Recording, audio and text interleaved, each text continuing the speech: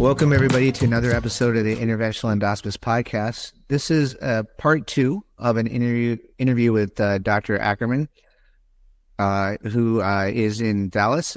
For his full background and everything, in part one, we talked about endosound and endoscopic ultrasound at the ambulatory surgical center.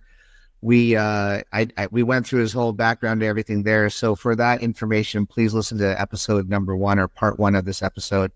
And we're going to start today at this point talking about artificial intelligence in therapeutic endoscopy and a general GI practice. And he's been doing a lot of this in his practice for the last several months and year. And we're just going to kind of talk about his experience. I've been using a lot of AI as well.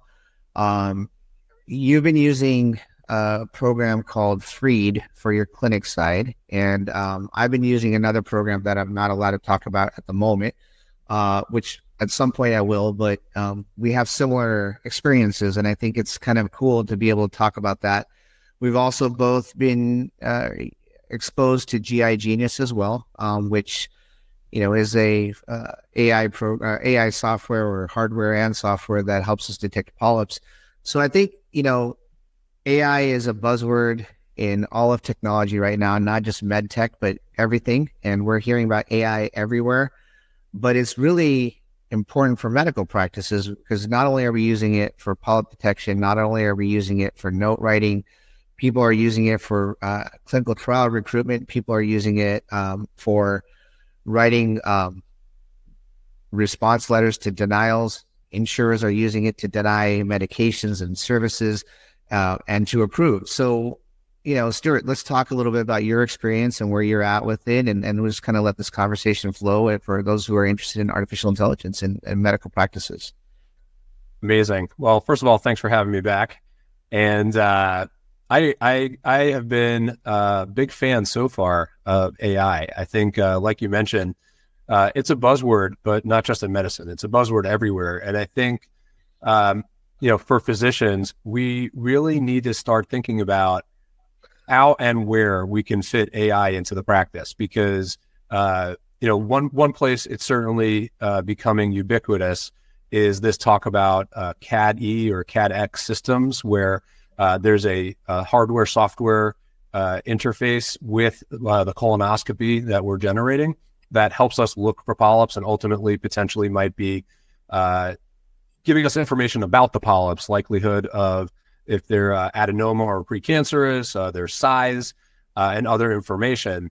And the challenge that I would send out to my colleagues is to sort of think beyond the grain and say, well, it's great that they're bringing me this AI technology, but how else can I figure out to leverage AI in my practice? Because at the end of the day, anything that helps us become faster, more efficient, gets our patients better situated, helps them navigate through some of the challenges within our own practices is going to be a win. And it doesn't necessarily happen with one specific instance, right? There may be 5 different facets of the practice that can be benefited by introducing either AI technology or AI assistance, maybe not necessarily changing our workflow, but having AI do some of the things that are eating up some of our day or eating up some of the time from our medical assistant or our scheduler. And, I've pretty much gone through my practice and I'm constantly trying to stay abreast of different AI technologies that come out and say, this is a great technology for a corporation, or this is a great technology for a small business. Well, how do I reapply that back into my own practice and make it better? Absolutely. Absolutely. To that end, I mean, I've introduced a few different things within my practice. As you mentioned, AI note writing. This has been a huge boon to me and my patients. Mm-hmm. We currently we're currently evaluating all 3 of the currently available CAD-E systems. So that's GI Genius from Medtronic, Magentic Eye from Magentic, and Scout from Iterative Health. Wow. We haven't yet made a purchase decision, but we're certainly leaning towards one in particular. I'm not familiar with the second one, Magentic. I'm familiar with the other two. GI Genius we have in our center. Iterative I've seen on several occasions, and I think we're going to just try it out in the next couple of weeks just to see how it looks. But tell me about the middle one. I'm not familiar with that one. Yeah, so Magentic is a company startup out of Israel, and they have their system called Magentic Eye. Eye is in an eyeball, and it's the same idea, but has some of its own nuances. And they have a footprint in Europe currently, and they're trying to break into the U.S. market as well with their system. Okay, cool. And just for the listeners who may not be familiar, he used the term CAD-E and CAD-X. Those are defined as computer-aided diagnosis for DX and computer-aided detection for CAD-E. So that's CAD-E would be your program that finds the polyps, and CAD-X would be a program or software that helps you determine whether that polyp is an adenoma or hyperplastic. Those are the two. Am I right when I say that? Is that kind of what your understanding is as well? Yeah, it's the definition of are you looking for abnormalities, or do you want further definition of those abnormalities? So just a point of reference for that. So sorry, I'll go on with you. So you're evaluating these three programs. You're leaning towards one. So that's the polyp detection for the endo center. And so obviously you're using that to assist. And what's your personal experience been? And again, not specific to one's software or one program, but in general, what's your experience been for you personally, and what have you seen for some of your partners who are using polyp detection software right now? Yeah, so I think it's interesting because what it brings to the table is different for different users. And I think that's part of what's so great about it, that everyone can find benefit from it. So as some of the listeners might be aware, the guidelines for colonoscopy and polyp detection recently changed, which was a long time coming. We've gotten better training, we have better tools, and the expectations are now going up, right? We're supposed to find more polyps, remove more adenomas, find some of those smaller sessile flat lesions that are potentially hiding, right? And to some degree, for some people, the pressure's on, right? We had a large majority of endoscopists in the country meeting the guidelines and thresholds, and then within the span of 24 hours, all of a sudden there are people that have fallen below, right? Some people who might now have adenoma detection rates or ADRs that are falling below the lower limit of what's expected. And for some of those endoscopists, AI can completely transform the way that they're getting their procedures done, because it's having another set of eyes. I mean, really, that's what it is. If I had to explain it to even a layperson, it's not that a computer is doing your colonoscopy. It's just like having someone else who's standing right next to you and is not holding the scope and is just focusing on the screen, say, hey, look at that thing. What's that thing in the corner? Yep. It's not saying, hey, that's a polyp. We're not quite there yet. No, and just to add to that, I mean, there's studies before AI came out that if your entire endo team or your tech or your nurses are watching with you, your ADR goes up. So the more people that have their eyeballs on the screen, ADR goes up. So if that's the background information, then AI is obviously, it's almost like having another 200 or 1,000 eyeballs on the screen. So there definitely is advantage more people looking at it, for sure. Yeah. And, that's a really easy use case point for people who have a lower ADR. Right. The question becomes for some of my partners who are really good endoscopists and they'll have ADRs in the high 40s, low 50s. Right. And they'll say, well, I'm doing great already. Why do I need that? Yeah. And I would reference a conversation you had in a prior episode. Number one, so there's a study that came out, and please correct me if I'm wrong, but I believe it's for endoscopists who already have an ADR over 40%, every 1% increase in ADR leads to an ultimate 4% decrease in colon cancer in their patient population. Mm-hmm. Yep. Right? So if you're at 52%, getting to 53% makes a huge difference. So every little movement of the needle is beneficial. That's number one. Mm-hmm. And number two, where I'd love to hear your opinion on this because you've been using it for about a year now or so, right? Almost two, actually, almost 2 years. Yeah.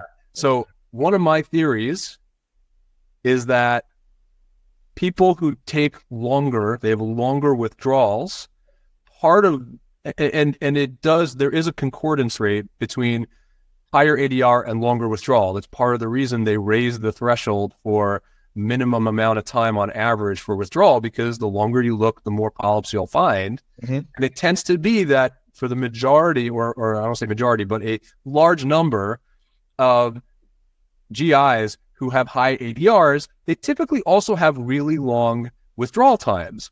And I would surmise that if you have someone who's looking with you, you're identifying more polyps maybe more quickly, more efficiently, that it actually might decrease your total withdrawal time at the end of the day. Have you seen that in your own practice? Yeah, actually I have. And so I did rough data analysis on it. I never submitted it because we didn't have enough. And honestly, I'm not a statistician, so I don't know how to like make heads and tails out of this. And so if anyone's listening wants to figure this out with me, they can. But in the last podcast, you and I talked about you looking at a 8 to 9 month window of your ultrasound. So when we first got GI Genius, I looked at the first 9 months of us having it and the corresponding 9 months the year before when we didn't have it. And I looked at all the physicians who were in this practice for both periods and looking at their withdrawal times, looking at their polyp detections, their ADRs, everything like that. And so specific to your question about withdrawal time, I noticed that the guys who had high withdrawal times, and I had one partner at the time who literally had a 22-minute withdrawal time. And, he was actually the youngest guy in the group. So he was the slowest withdrawer. And with GI Genius, he went from 22 minutes to 16 minutes, and he had an increase in his ADR by like 1 or 2 percent points. What I also noticed on the detection rate was anybody who was under 40%, they actually had an improvement in their ADR. Anybody who was between 40 to 50%, they had no real major change in their ADR. And people who were above 50%, there were two actually. One guy was a 65% ADR. They actually dropped down a little bit. So I don't know why that is, but the reality is that for majority of people, it was a little bit faster. And in longer cases, 4 minutes faster, which is amazing. And, increase for the majority of people who are under 40%. So. Yeah, that's definitely interesting findings. And I'd be interested in seeing how that plays out, over a longer period with more case volume to kind of see how numbers play. The other thing that I noticed, and I think this is because we've been trialing these technologies, so we don't have them in every room. Right. And I've also had the ability to use, in particular, GI Genius longer because they have it at the hospital. So when I do my colonoscopies at the hospital, I do use GI Genius for every one of those cases. But that means that I'm doing cases with and without AI assistance at the moment. And I've noticed over and over, the days I have AI for my colonoscopies, I'm more relaxed. It's an easier day. When I walk out at the end of the day, I don't feel exhausted, even if I did 18, 19 cases. And I really thought about this the last few weeks, and I don't think it's because I get any lazier, because in fact, we ran some of our numbers over the first few months to kind of see the difference with and without AI. And, thankfully I can confidently say I have a good ADR to begin with, but my ADR went up. So it's definitely not that I'm getting lazier, but I think the idea that I know that I don't have to stare at the screen so intently, and that while I'm looking, someone else or something else is looking with me, gives me an extra measure of comfort with that exam for every single patient. No, absolutely. I mean, and I think there is some concern in the community about what they call AI fatigue, that, after using it for a couple of years, do you see the ADR increase go down? Do you see, your native ADR without assistance go down as well? And one thing that, you can continue to monitor for yourself and your colleagues is that if you start looking at the cases where you don't have AI in the hospital or in your ed center, after using AI for 6 months, do your non-AI cases ADRs go down, and that could be a sign of over dependence and AI fatigue. So there's a concern about it, but I think the data, it's so new for a majority of people that it's yet to be seen. But I don't think you can argue with the fact that something is helping increase ADR initially, that it should be used. Obviously not standard of care, and there's a cost associated with it. And, you know, all the cases that the AI companies are making that you'll increase polyp detection, therefore it'll pay for itself, et cetera, et cetera. All those are to be proven and to be seen. But I think if you get somebody who's a 30% ADR and you bring them up to 35%, really, what are we arguing against? And for your partners, one thing I brought up in an earlier podcast, one of my partners said, I've got 60% ADR, I don't need it. And I said, well, what do you drive? He drives a Tesla. And I said, do you put it on auto drive? He's like, yeah. Hey, have you ever had a car accident? He's like, no. So why are you using auto drive? So, and then it's like this light bulb goes off. Oh yeah, I guess we could use, GI Genius for polyp detection. So anyway, what else have you kind of experienced about it with polyp detection in your experience? How's that been overall with your other partners? So it's interesting because, like I said, we're nearing a decision about which vendor to go to, and I actually just pulled my partners to figure out should we move forward. And I'm not going to say it's unanimous because there's 19 of us, soon to be 21, and we're not unanimous about almost anything. But there is an overwhelming majority that wants to move forward and to have it. Because to your point, I do think that this, much like many things with AI, I think this will become the standard of care. And I think even if it's not necessarily the standard of care at the moment, it's a major differentiator, right? If it's something that drives your ADR up, if it's something that drives your quality up, well, that's something about you as a physician that makes you better than your neighboring physician. And it's the reason why a patient wants to see you and doesn't want to see someone else. So there's this idea. I don't know if I necessarily want to refer to it as a first mover advantage, but I guess in a sense it is. That it impacts you positively today. You might be way ahead of the curve because it may turn out that it becomes the standard of care at some point. But I think just like the global discussion around AI, the people who are using it now, the people who are learning it, the people who are understanding how best to leverage it are certainly getting a leg up over their competition. Oh, 100%. I mean, in any marketing of anything, whether it's med tech or anything, if you're the first to market in something, and you take advantage of that, because all these companies, they provide marketing materials that you can cross brand with your company or your endo center or your practice, and they have badges that you can put on your website and things like that. So if you take advantage of that, you absolutely, especially in the world of digital marketing where patients are looking for, more and more into details. It's an advantage for sure, especially if you're in a competitive market. And screening colonoscopy, even though it's a healthcare thing, it is, like we talked about previously, ASCs and medical practices are businesses. And at the end of the day, if your business survives, you have to get more patients, or, as hospital systems say, clients, and our customers. And we all know as physicians that they're patients, but the business end of medicine looks at them as customers and clients. And so if you're got something that differentiates you, then by all means use it.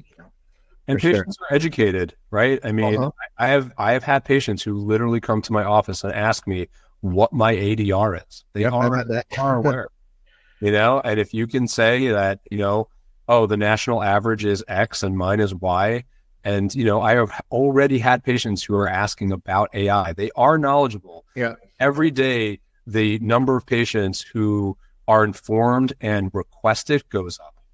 Oh yeah, I had a patient ask me what my ADR was because he was referred to me by somebody who I know, and so he emailed me and asked me what my ADR was. I never heard from the patient again, so apparently he didn't like the number he heard. So yeah, this was about a year and a half, 2 ago. So anyway, I'd also like to, you mentioned earlier about the lack of fatigue, and when we were talking offline about this, you mentioned on an email that being able to have less fatigue and less stress about the day. You mentioned a point about burnout, and I think that's an important thing to touch upon. So what do you think about that, like in terms of AI reducing burnout? I think this is a huge national conversation. I mean, it's really hard to kind of go online without reading some article or watching some video about burnout. And, physicians and as an extension from physicians, physician extenders, our nurse practitioners, our PAs, nursing staff, there's so much more work to do today to get from point A to point B in patient care than there was 10 years ago or especially 20 years ago. Mm-hmm. A lot of the introductions of, computer charting, digital, conversion of EHRs, a lot of these things which were introduced to kind of help with patient care, and they very clearly have also introduced other additional layers of work. And you can read from many different authors about how many hours a week they might have to spend outside of clinical care dealing with various numbers of other outside things related to the practice that they have to take care of in order to keep the practice moving. Mm-hmm. And I think we don't talk enough about how we can use AI to mitigate a lot of that impact so that we can get back to patient care and reclaim a significant amount of our own private time, right? Because part of the problem is the creep, right? How many hours a week do you end up having to spend with note writing, charting, letters, administrative tasks that are above and beyond the amount of time you spend just seeing patients in the office? And that has to come from somewhere. We only have a finite amount of time in a given week, right? And we don't want that to adversely impact our personal lives, right? We have spouses, we have kids, we have parents, we have other things that are, I don't want to say demands on our time because they're positive things, but they're things we want to spend time on. And we have to make sure that both of those parts are at the sort of yin and the yang, the personal and the professional work together, and one is not encroaching on the other. And that's the lens through which I see AI. How can I leverage AI to take what I'm already doing and make it more efficient so that I can obtain a better balance between my personal and my professional life? 100%. And you and I talked offline a little bit about this, right? And so, and I use a little bit more of a crude terminology about it, but and I won't use that on the podcast. But when I go in the morning to the office, I go in with the mindset that I've got X number of patients to take care of, and I've got to do a good job, and I've got to be focused. I have to do that. But on the other side, I've got, two kids. One, she's in college now, but back then she was a soccer player, and I got a son who's got activities after school too. And I want to be there to do those things. You mentioned, recitals and soccer games as well. And, I've got a spouse at home that you have to spend time with. And then I've got, things to do. Basically, I've got a life to live, just like you're saying, and so I get in there and I say, how the hell am I going to get out of this place on a reasonable time and without like burning myself out and struggling, and I got to balance a busy practice, just like any one of us who's listening to this podcast does. And I got to balance a busy family life, as most of us do. And I think most of us would agree that our jobs don't define us, but it's the whole thing, your job, your family life, everything encompassing one defines you as a person. And when I train fellows, I teach them one thing. I said, listen, there's always going to be another ERCP to do. There's always going to be another patient to see, right? Tomorrow, you might be Todd Barron. You might be, considered one of the best ERCP guys in the country. And you could walk out that hospital and drop dead of a heart attack, and the hospital will be sad. They'll get a little conference room. They'll have some lemonade and cookies, and the CEO will come in for 5 minutes and talk about what a great guy you were. And GIE might publish an article about how great and how influential you were. And 5 minutes later, they're already recruiting your replacement. And a year later, nobody remembers who the hell you were. So, you're not just defined by your job. You're defined by your kids, by your family, by your spouse, if, that's your situation. And you can't be spending your entire life in an office. So you got to figure out a way. And AI is a great way to help balance everything. Just my personal opinion. So, yeah. No, I agree with that completely. And through that lens, I take a hard look at everything I'm doing professionally and say, what are the pain points? What are the things that we can make better? And I do this with every member of my team on a regular basis, because it's not just about me, right? It's about what makes their lives better. How can I enhance the patient experience, right? And we're all, like I said, it's a team, right? Yeah. What I do affects everyone else and vice versa. So that's where I think that was my impetus, I would say, to starting to introduce a lot of the AI things. And, on the practice side, on the office side, that's where I started thinking about the idea of the AI scribe software. And I can say now, after using it for, I think 4 months, maybe 5, I'm so happy I did it. Mm-hmm. And almost like can't believe I spent more than a minute thinking about whether I should do it. So talk about that. Talk about the different vendors out there that I know you mentioned to me that you're using a company called Freed, Freed. I could put a link in the description for people who are interested in looking into it. I use one that, again, I'm not allowed to speak about currently. It's under a confidentiality thing, but eventually it'll be released to the general public. What are some of the other ones that are out there that people can look into in terms of helping with note writing? And then we'll talk about the advantages and all that in a minute. So, sure. So there actually are a ton. The ones that sort of come to the forefront of my mind are Freed, because that's the one that I'm currently using. Another one that I think is pretty popular is called Heidi, Heidi. And then there's Ambience. Nuance, which is Dragon.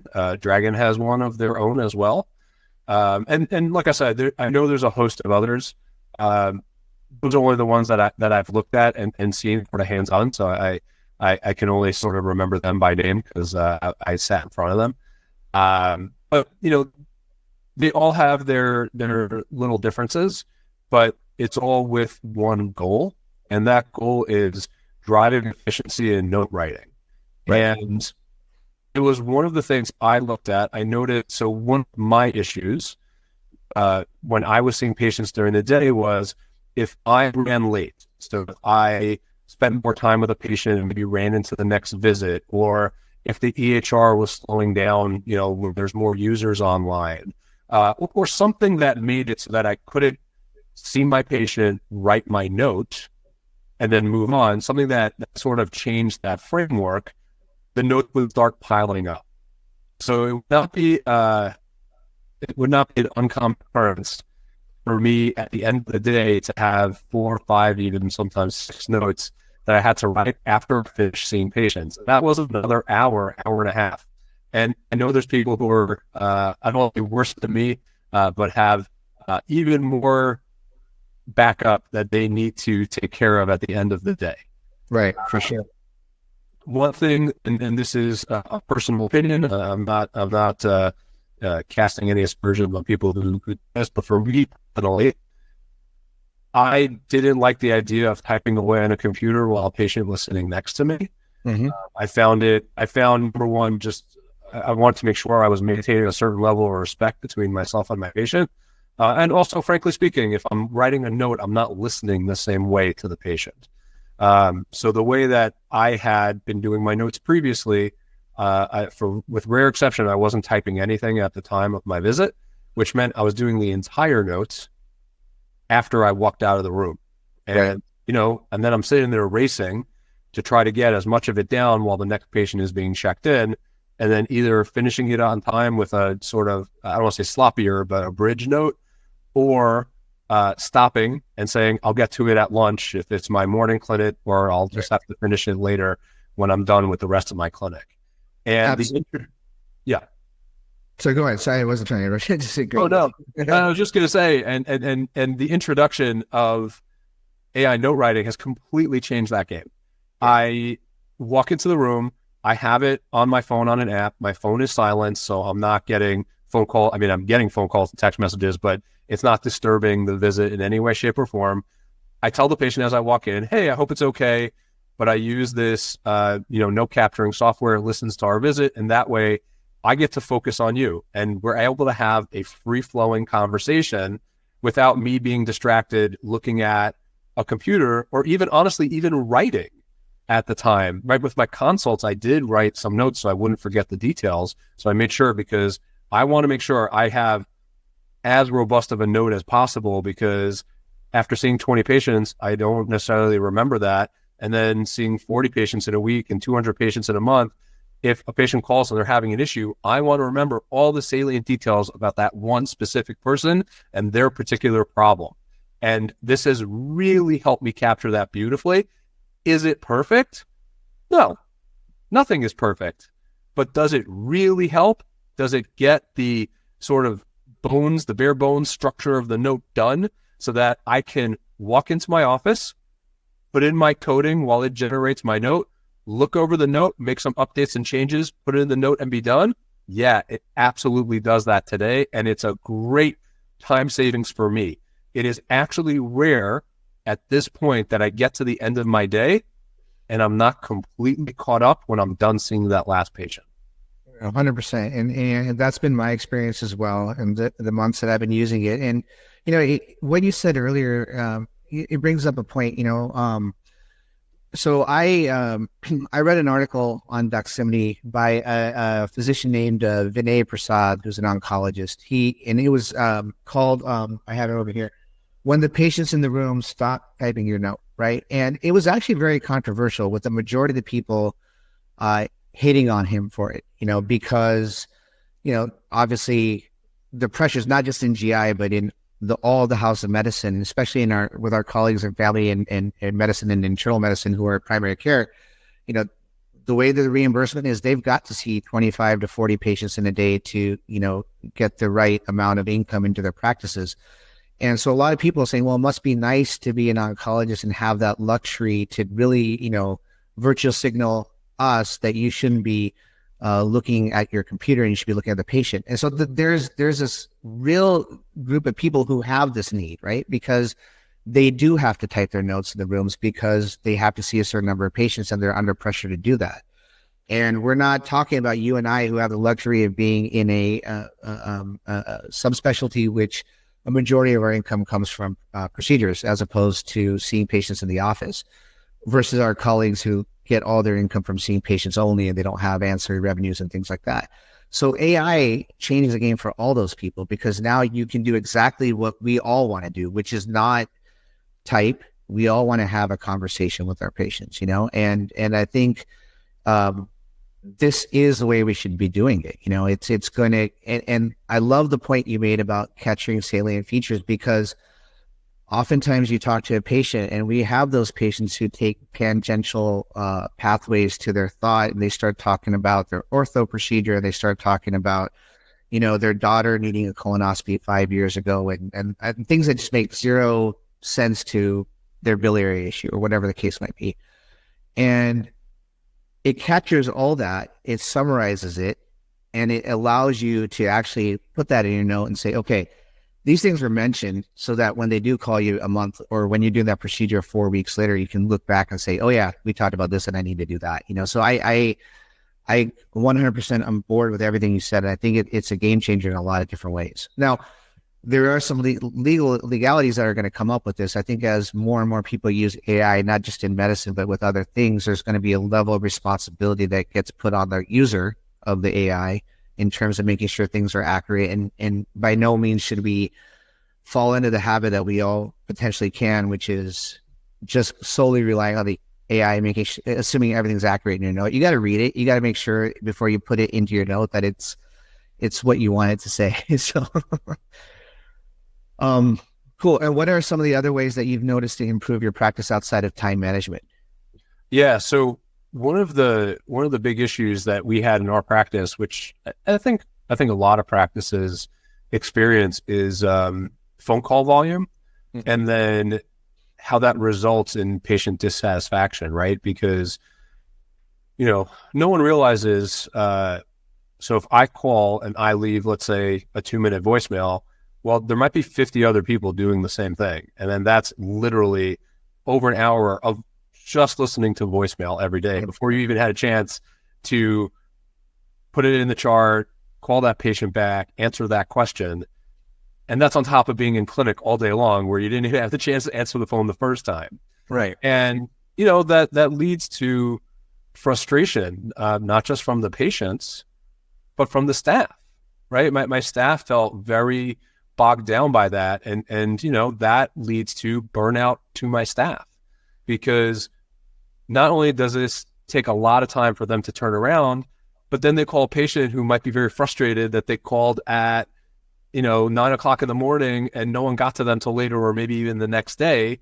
And they've been sitting there waiting by the phone for someone to get back for them. So we really had to try, and it was a struggle trying to figure it out. When I actually had one point sent out a poll to a lot of my patients, and I was looking for the ugly. Mm-hmm. I wanted to know, I said, I don't want to know the things we do well, because I really have a great patient panel, and mm-hmm. they're so positive, and they really reinforce a lot of what we do. They tell us when things are going well and how appreciative they are about specific team members. And I knew all that. And I said, I want the ugly. I want to know, what is it that you don't like about our practice? What is it that you think that we could be doing better? And near unanimous, people said the phones. I can't talk to anyone. Yeah, I don't think this is unique to my practice, so I don't feel bad bringing it up. No, it's everywhere, man. I mean, our phone system sucks. We need to do a better job in my setup for sure. And to your point, like AI, for portal messages or for phone calls, if it could answer simple questions for patients, or if it could direct those patients in terms of urgency to the right person in the office so that things get taken care of quickly. I mean, using AI to augment your practice in that situation on the back end of the back office is going to be, and it's coming. I don't know if it's there in any of these current vendors, but it's if it's not, it's in some development lab somewhere for sure. So absolutely. So to some degree, it's here now, and I'll tell you how I'm using it. Okay. So there's a vendor, and this is where you have to start thinking about. It's not specific to a medical practice. It has nothing to do with a medical office, but I found a vendor called Good Call, and it's an AI phone assistant. It's an AI phone tree assistant. And you could, just like other AI things that we do, you teach it skills and you tell it what it should answer and how it should respond to that. And what I've done is I actually have created a separate phone number for all my new patients. They shouldn't call my office and get stuck in the tree and leave voicemails. They should call this separate phone number. Mm-hmm. And I've actually now encouraged my patients for medicine refills to do the same thing. They mm-hmm. call this number, and my AI assistant, whose name is Tracy, will kind of direct them the right way they need to go, and say, and if they accidentally call that line and it's more of an urgent thing where they need to speak to someone, they can say that they need to speak to a person or an operator, and it will go directly dial back into my office. But otherwise, it will take all their information and whatever it is that they need, and their name, their date of birth, their phone number already from what they're calling from, their email address, and it will email that to our office. So now you can cut and paste that directly into the EHR. Right. You don't have to listen to a voicemail. And often you can actually just email the patient directly. Like for sure, in an example of a medicine refill, you take care of the medicine refill, shoot them an email and say, hey, I just want to let you know, Ms. Jones, we took care of it. It's in your pharmacy. And it has dramatically cut down on the phone congestion, the back and forth, the phone tag. And I have had multiple, and it, by the way, does not trick you. It identifies itself as an AI assistant. So you're not talking to a person, and it says exactly what it is. There's complete transparency.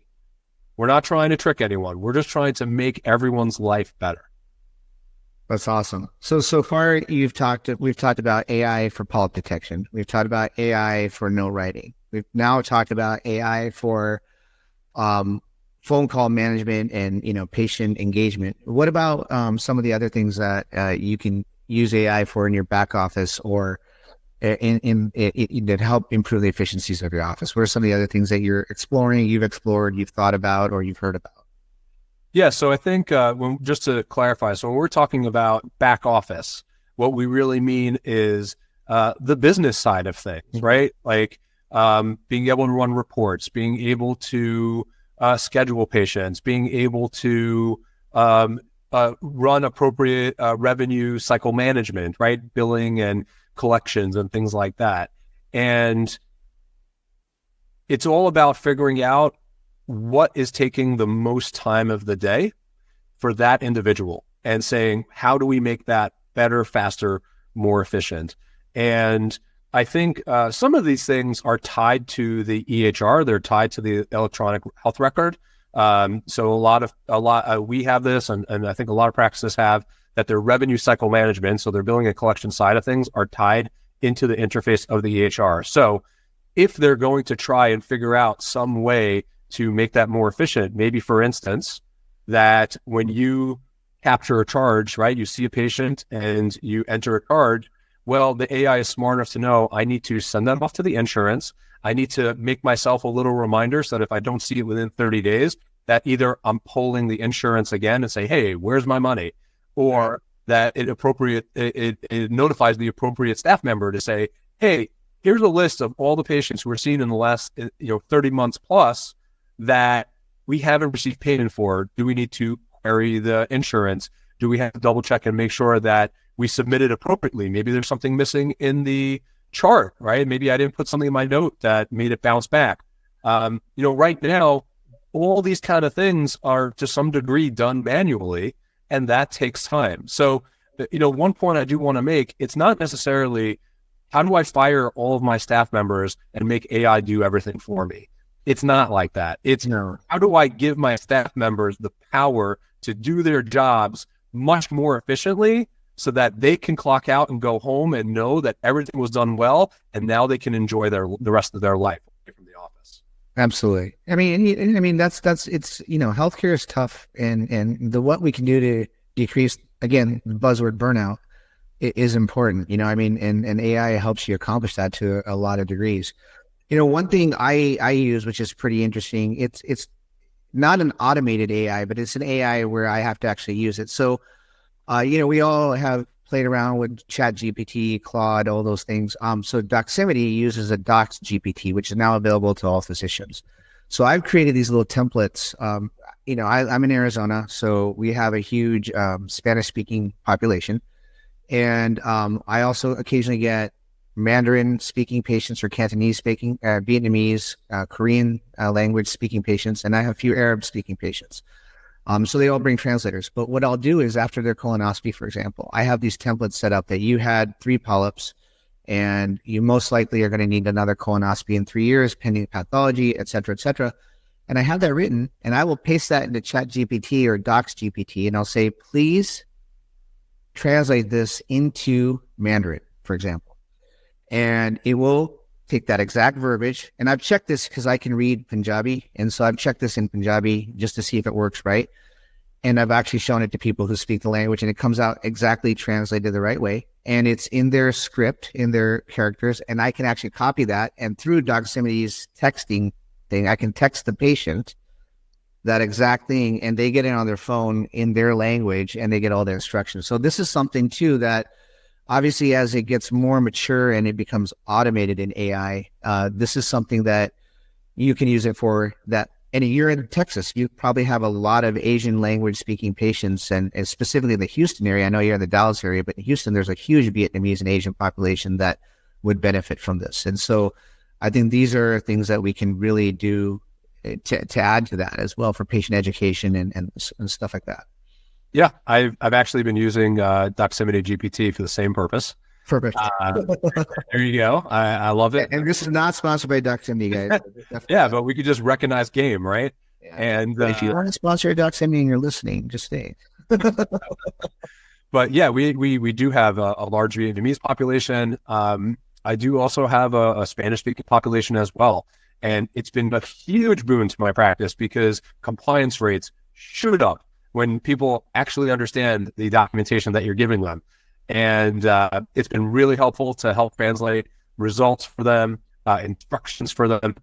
We also use it to help when we get denials or prior authorization requests. I will go to ChatGPT. I don't actually use ChatGPT as much, but I usually use Doximity GPT for this. I will say, I really want the patient to have drug X in particular. They have tried drugs A, B, and C with these effects. And this is my rationale for why I think drug X is the most appropriate. Please generate a letter stating this for insurance approval. And I will take that letter and send it to the insurance. No, absolutely. I mean, and yeah, I've done the exact same thing. And you just teach your staff, copy this, put it on our letterhead and send it out, and another place I've used Doximity GPT or Chat GPT, both actually, and I'm going to let a little insider secret out to everybody. When I get ready to do a podcast interview, I will actually put the name of the person I'm interviewing. Like I put your name into it and I'll say, hey, I'm doing an interview with Stuart about, artificial intelligence in medicine. What are some of the things we can talk about? And it will actually give me ideas, and it'll look you up. It'll tell me information about you as long as it gets the right guy, and if it gets the wrong thing, then you just say, no, I was talking not about this guy, but I was talking about this guy at this location, and then it'll fix it. But it's another way for me to kind of make my scripts on this thing. So outside of medicine, but yeah, no, but to the end of using it. So, using it in the endo center, using it in the office, using it on the business side of the office. What are some of the ethical considerations, legal considerations, things that we need to worry about? Because obviously AI is controversial, a lot of things. Not only do people fear about it taking our jobs, and I remember the first iteration of AI in medicine was with radiology, and a lot of us will say, well, good thing I'm not a radiologist, I'll be out of a job in a few years, but that hasn't been the case, right? And so what are some of the things that we need to watch out for and be mindful of? Because we want to be responsible users of technology, and we don't want to just turn our entire brain power over to technology. But at the same time, it's here, and whether or not you believe in it or you want to use it, it's there. It's happening, and more people will be using it. Medical schools will be teaching their students on it. Residencies are going to be using it. So the House of Medicine is going to change dramatically, and it has already. So what are things we need to be mindful of, in your opinion? Yeah, so I think you started touching on this a little bit. So for people who are legacy users of dictation, they'll be very familiar with the idea that whatever dictation software you're using is going to tell you they have 97% accuracy, 99% accuracy. Well, when you're dictating, that's thousands on 10,000s worth of words every single day that you're doing it. If you don't read that, there's going to be some very silly or even frankly wrong things that get dictated because it thinks it hears you say something else. Now, with dictation, majority of the time, it's not going to be of consequence. It might be something that makes you sound silly, right? But at the end of the day, it's not going to be overly wrong, or it's going to be a word or phrase. And therefore, contextually, if you send it to your referring physician, they know what you're talking about. They know what it is you're doing with the patient and what your intention is. But with AI, at least at the moment, it's listening to everything all at once and distilling it down. Right. So if you're not careful, if you're not truly reading through that, there may be something that doesn't just sound funny, but is completely wrong. Yep. And you have to be very mindful of that, because at the end of the day, if you're just cutting and pasting that, you just created a medical legal document that has falsehoods in it. And you obviously don't want to expose yourself to legal ramifications as a result of that. 100%. And the lawyers would be chomping at the bit for those type of things for sure. And obviously, and to add to that, the other thing is any AI software you use, you want to make sure that they are a company that's reputable and that they are ensuring patient privacy and data protection and HIPAA compliance, et cetera. So when I use the AI software I tell the patient that, hey, I'm using this. I don't actually have a consent form for them. And maybe that's something that we're going to start looking at in the future, that, when they check in, that they have to consent to being allowing me to use AI. But also on top of that, I make sure I put the point out there that this is not recording anything about you. This is not storing any information about you on any cloud or anything like that. It's just going to take it, and in the moment, it's going to put a note out there. And the one I use does store it temporarily on a cloud for about 5 to 7 days, and then it just disappears, and you can never get it again, and then it's gone completely. So it's not saved on any of their servers or anything like that. But you have to make sure that patient privacy is protected at all times.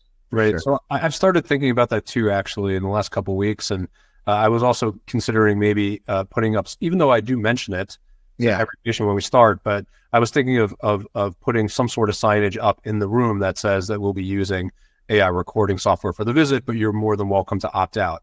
Right. Interestingly enough, we was just doing the numbers. I've used it in over 800 patients so far, right. or not unique patients. Some of them are patients who came back more than once, but I've yet to have a patient opt out. I've yet to have a patient tell me that they don't want me to use it, because to your point, AI is here, and it's just the reality of our lives now.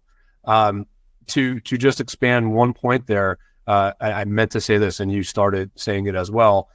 You shouldn't just be using any old AI company or any AI software that says that they can record and make this for you. To that point, you got to be careful about using, let's say, ChatGPT or Claude or one of these others for sensitive patient information, because you need to know that it's HIPAA secure and that the company is willing to sign a business associate agreement with you, a BAA. 100%, 100%.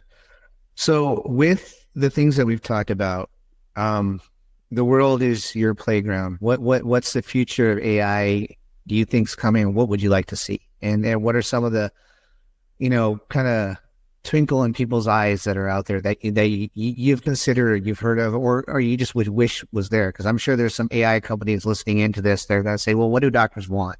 So this is kind of our platform to say, hey, this is what we expect to see or what we want to see, et cetera. Yeah. So something I want to see tomorrow, like I want to see this like on Monday when I get to the office. I want to see AI integrated into my EHR so that I can query questions quickly about my patient. So if I have a patient that I've seen for the last 5 years and I want to start them on a medicine, I can say to the AI, hey, has the patient been on this medicine before? And no, yeah, they've used it, it didn't work, or they had a major side effect. Don't give it to them again. Yeah. Or a new patient that I'm going to see who is awesome and they've got a ton of records. So they have all their prior information for me to look at.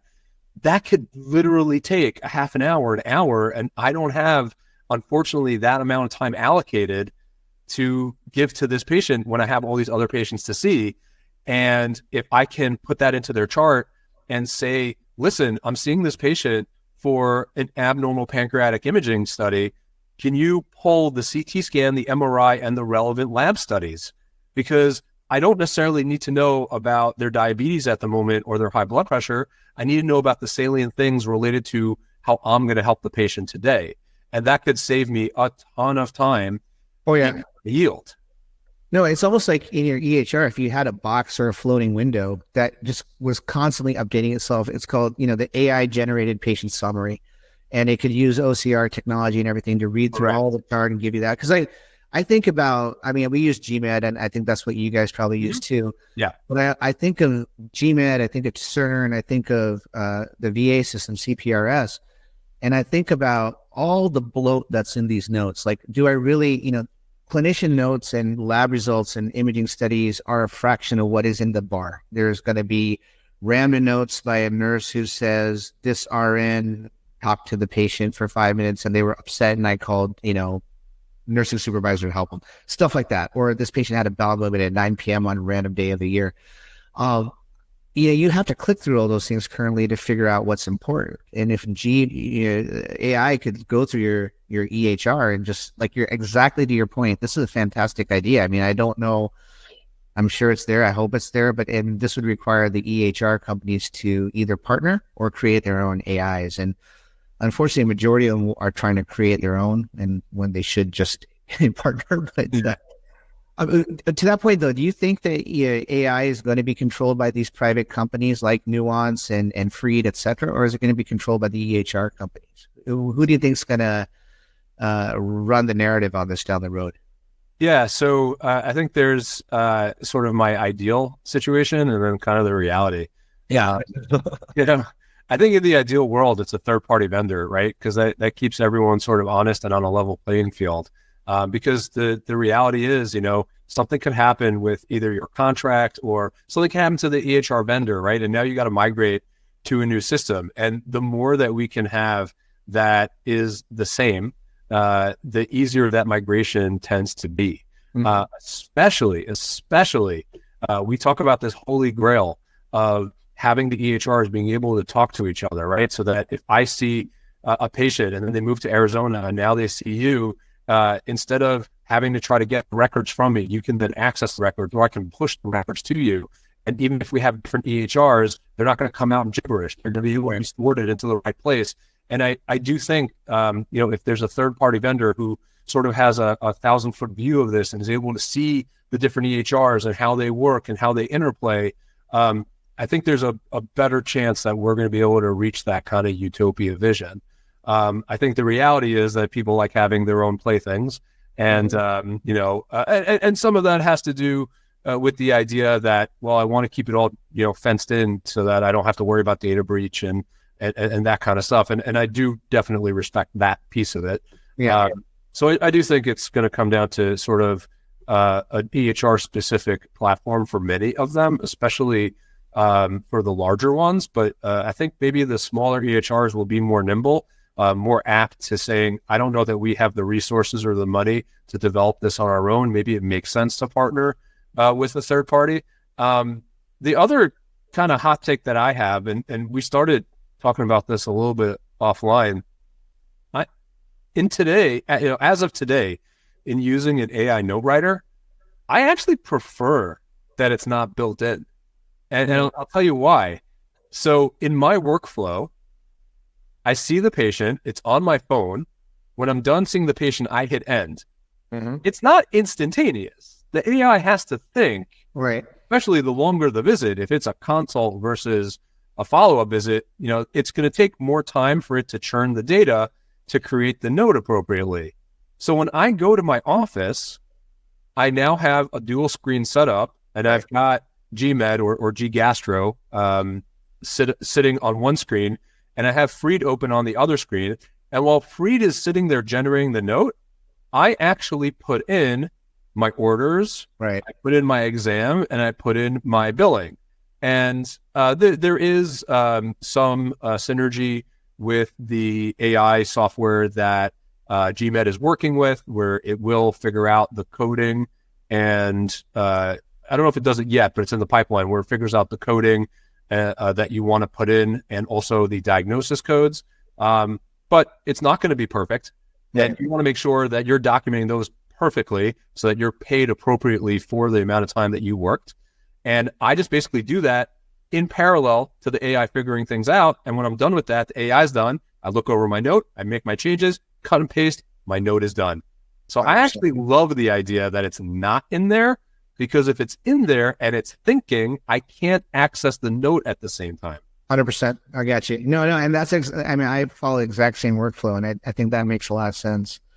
Let me give you two scenarios here that I think are very attainable, but just want to get your thoughts on them. So one is actually probably already coming very soon, and it goes to the endo center. So the AI in the endo center. I think that the AI, if you get into endo center management, where it starts looking at combinations of physician with nursing staff, with anesthesia providers, and who's working in the center, it can start to predict, okay, this combination of person A, B, C, and D is much more efficient than combination, X, Y, Z, right? And now you can actually, if you choose, you can schedule more patients or less patients, because you know that this combination of patients, providers moves faster than this team. And so I think that's going to be something coming out, but it's going to increase endo center efficiencies to where you can even call later patients and tell them to come earlier, because you know that you can predict this team is going to move faster. So I think that's one thing I want to get your thoughts on. And then the other thing I want to get your thoughts on is an idea I heard from one of my partners, is that now with AI and using, you can do telemedicine business with people. And I know of a doctor in California who uses Apple Vision Pro, and he actually uses that to do his telemedicine visits. Obviously, there's no camera on him, so he uses an avatar. So when you start talking about using the avatar that's talking to the patient on a telemedicine visit, a partner of mine came up with an idea, said, what happens if you use AI for a couple of years or a couple of months, and it learns your nuances, your facial expressions, how you say things, your tone of voice, your inflections. And now you created an avatar. And now you've got 10 avatars sitting out there that are talking to 10 patients at the exact same time. And it's using what is learned by you to be basically a robot or a clone of you. And you're sitting behind a screen, just double checking each of those 10 visits, making sure that everything's okay, but you're not actually communicating with the patient. Do you see that in the future? It's like an out there idea, but I could see people doing this in the future. What do you think about that? So my mind is working at 100 miles an hour right now to think about that. To talk about your first scenario, I actually love that application of AI, and I think it's something we need to do now. So it's actually something that I was discussing recently at, sort of one of our more global surgical center meetings. We constantly want to know how we can become more efficient, right? Part of that is learning the patterns, trying to look at which rooms are more or less efficient, which physicians are more or less efficient, how many cancellations are there, who's better about backfilling, if someone's running early, are there patients being called in? And right now, similar to what I was saying in the office, all this is doable, but it requires manpower. It requires people who you say, hey, I need you to sit down and pull all the records and create all the correlations. But if instead we had AI software that can analyze all of that and say, hey, Dr. Akerman comes in on Wednesdays and Fridays. It looks like his Wednesdays, he has 2 cancellations on average, whereas on Friday, he only has 0.5. So maybe we need to discuss if he's willing to add another patient or 2 on Wednesdays, knowing that most of the time he's going to have a couple cancellations and these patients will just slot in. Right. Whereas on Friday, we don't want to do that because that would mean that he's overbooking and potentially would lead to staff expenditures, late nights, and stuff like that. 100%. The next step for that would be within the day itself. If we put into the system, hey, it's 9 o'clock in the morning, the 1 p.m. patient just called, they've got COVID or they're not feeling well, they didn't prep, they're canceling. The system sends out text messages to the 2:30 patient and says, hey, do you want to come in 2 hours early? And if it says yes, moves them on the schedule and notifies the staff that this patient has been contacted and they're coming in. And if they say no, it then goes to the next patient. Right. Because right now, my nurses look at the schedule and do that on demand, and they might sit there and wait and say, oh, I can't call the next patient, I didn't hear back. Whereas if it's an automated system, it'll say, we haven't heard back from you. Please come at your regular time. It doesn't explain that they called someone else, of course. Yeah. And then moves on to the next patient. It's a way to leverage the AI to increase the daily and sort of the long-term efficiency of the unit. And to add to that, then let's say your 1 o'clock cancels, your 2:30 patient is your last patient of the day. He or she comes in early. Then the system could text message using AI technology, any patient who lives within a 2-mile radius of the center or a 5-mile radius of the center, whatever you define, who just needs an upper endoscopy, and say, hey, by the way, you're supposed to get an upper endoscopy next month or next week with Dr. Akerman. And if you haven't eaten anything today, we could get you in at 3 o'clock. Would you be willing to do that? If the answer is yes, then it pings the nurse to call, say, hey, this is what you need to do. Come on in. We've got the prior auth just coming right now. You need to write all those things. And you can do that in the morning and just get everything knocked out. I mean, that's the next step of that too. So that's for sure. And for sort of, if there's any skeptics listening in saying, oh, but maybe they, had a blood thinner, they didn't stop it or something like that. Well, you could script the AI today to have screening questions and say, hey, are you interested? Okay, I need to ask you a few quick questions to make sure that it's safe for you to come in. And are you on blood thinners? Did you stop them? When was the last time you ate, right? And if it's appropriate, it pings a nurse to go call the patient and make sure it's okay and have them come in. Yeah. Do you have someone to drive you home? You know, all those type of things. You know, absolutely. But yeah, now what about the 2040 view? Right. You know, look, I guess there's a question of, can it happen and will it happen, right? So something that I got taught when I was a fellow and has really stuck with me, and this was in relation to deciding whether or not to do an ERCP on a patient, right? And you may have heard some version of this and subscribed to some version of this yourself, but one of my attendings said to me, you should always ask yourself before saying yes to do this procedure, can I do it and should I do it? Right? Because it's super easy for someone else to tell you that the patient needs an ERCP. Oh, 100%. They don't have to do it. It's all the time. Exactly. Yeah. So I really kind of bring that energy and thought process to all facets of my practice. And, you know, the first question is, can you do that? And the answer is absolutely. You can make some version of that even today. But then the question becomes, should you do it?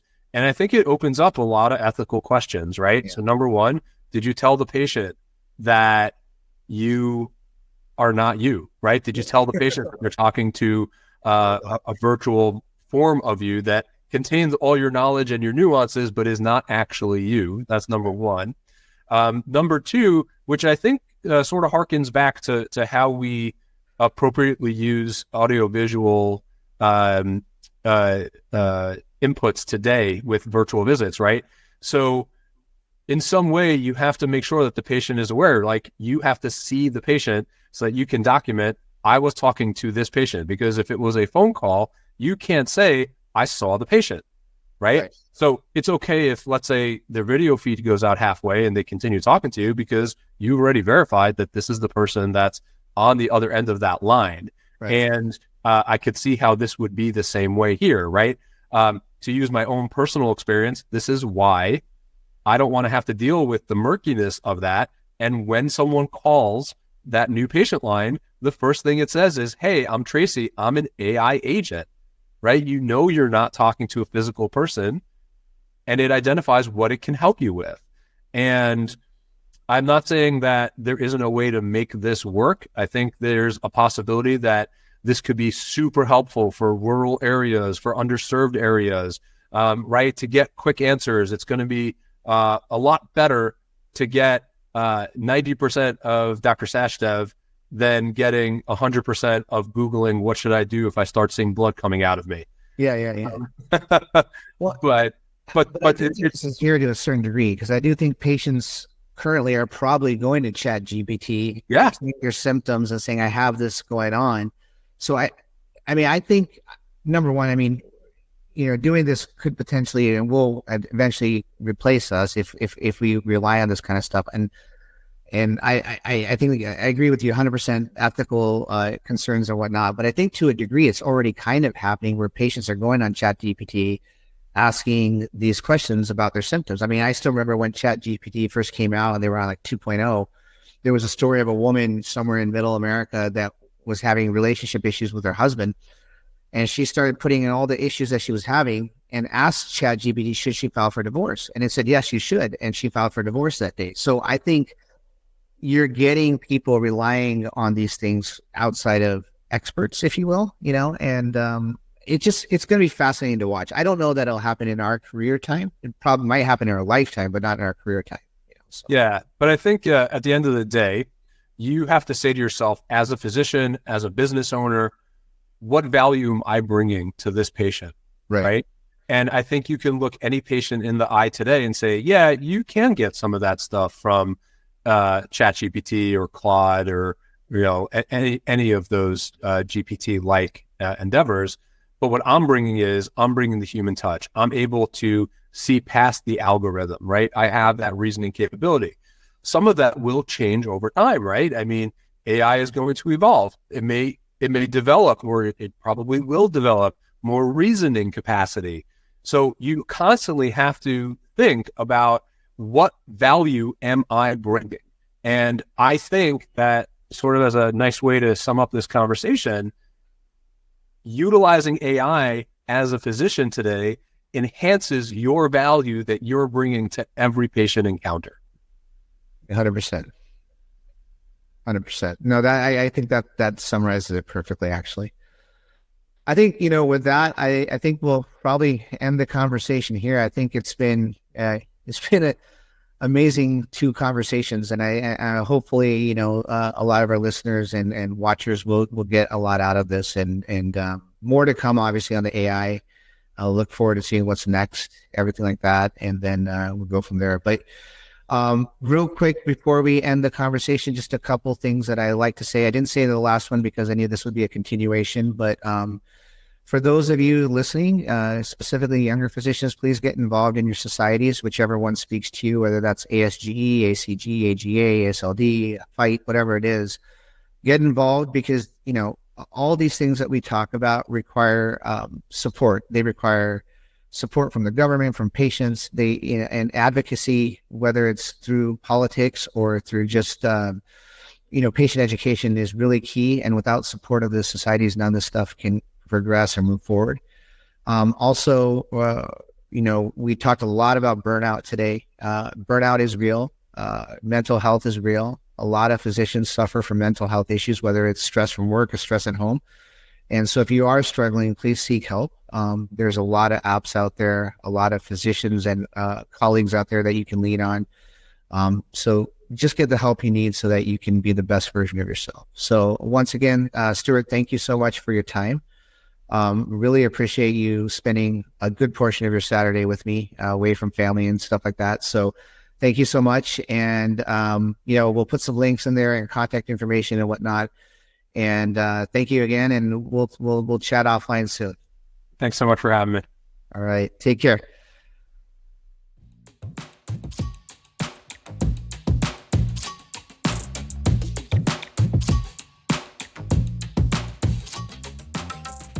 Please hit that like button and that subscribe button.